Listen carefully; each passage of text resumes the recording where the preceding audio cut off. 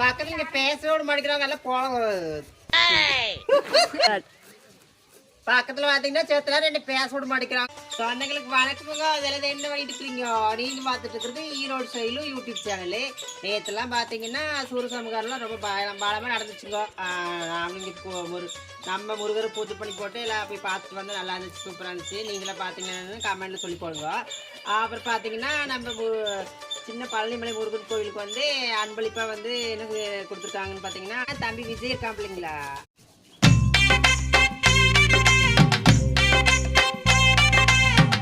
பூஜை பண்ணுறதுக்காக மணி அந்த விளக்கு இதெல்லாம் வாங்கி கொடுத்துருக்காப்படி.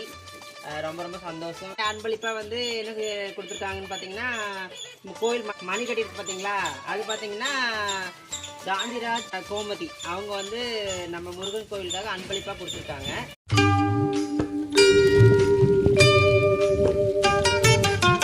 அவங்களுக்கு வந்து மனமார்ந்த நன்றி வாழ்த்துக்கள் தெரிவிச்சுக்கிறேன். இந்த நேரத்துல நம்ம முருகர் அல்லால்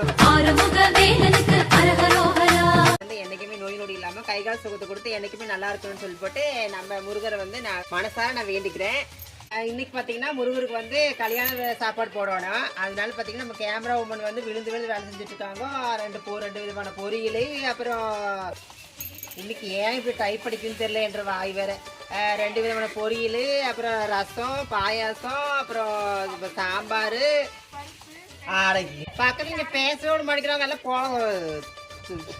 பக்கத்துல பாத்தீங்கன்னா சேத்துல ரெண்டு பேச விட மாட்டேங்கிறாங்க எல்லாம் காலு மூணு கத்திக்கிட்டே இருக்கிறாங்க. இது என்ன சொல்றதுன்னு தெரியல போங்க. இங்க 2ன்னு சொல்றேன், அங்க 2 ஆமா.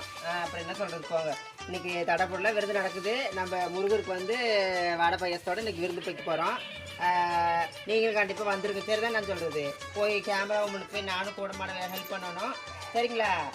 அப்புறம் எல்லாத்துக்கும் இந்த நாள் இனிமேல் நான் சொல்லி போட்டு உங்கள் ஈரோடு சிந்தாமணி நண்பன் அந்த வாழ்த்துக்களை போட்டுக்கிட்டு போயிட்டு வரணுங்கோ. சிந்தாமணி ஏண்டி வந்தா